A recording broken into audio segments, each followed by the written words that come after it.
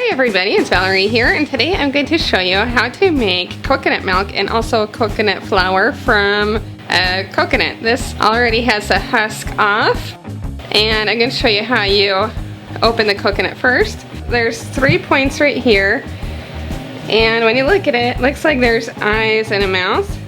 You follow the eyes, which are right here. You follow it all the way up, and this is kind of like the top of the head. And you want to hit with a machete or a knife right here to open it up.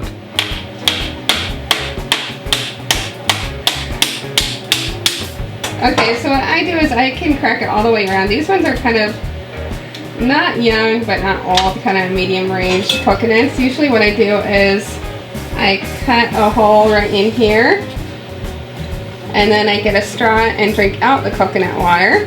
So you can see there's a lot of coconut water in there. It's delicious. Then poke the hole through. There we go. And we'll drink it, and then I'll open up the rest of the way. I'm just going to hit along the center some more.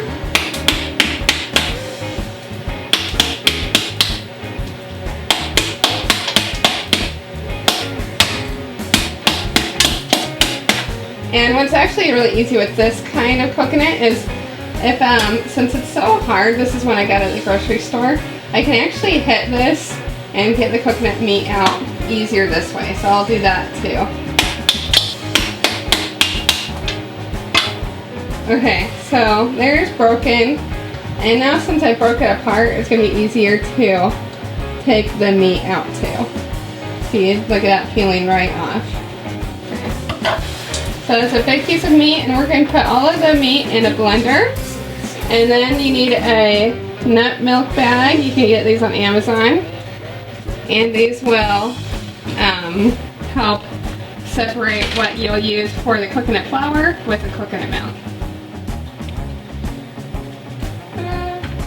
Alright, I added coconut meat with just some water, and we'll blend it up. And you probably need about 3 cups of water for now at least, okay? Okay, mix it up.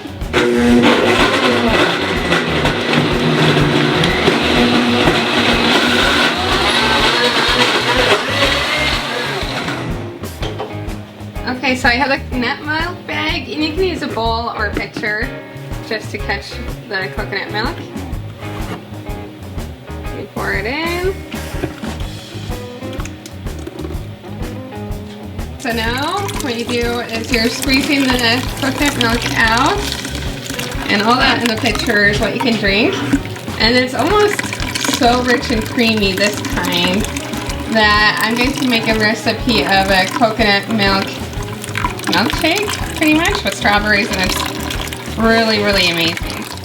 So you can watch my other video on how you can make that. So this is just from one coconut, and usually I try processing about 5 or 6 at one time, but we have a big family, and some of the family is gluten-free, so I use the coconut flour for that.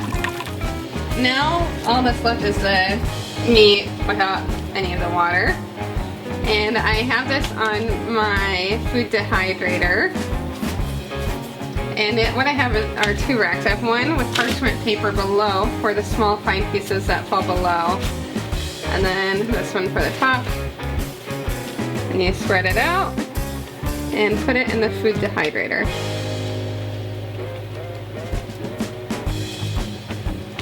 And it can be kind of clumpy, it's alright. There we go, that's pretty good. Okay, one, and then this one right below it. The coconut meat I put in the food dehydrator for about 5 hours, and it was 130 degrees. If you don't have a food dehydrator, you can put it in the oven at the lowest setting, and that will take even less time because it'll probably be about 200 degrees.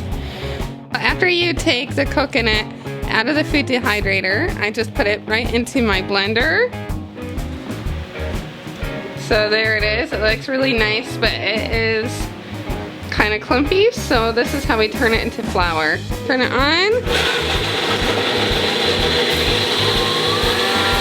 I usually put it all the way high.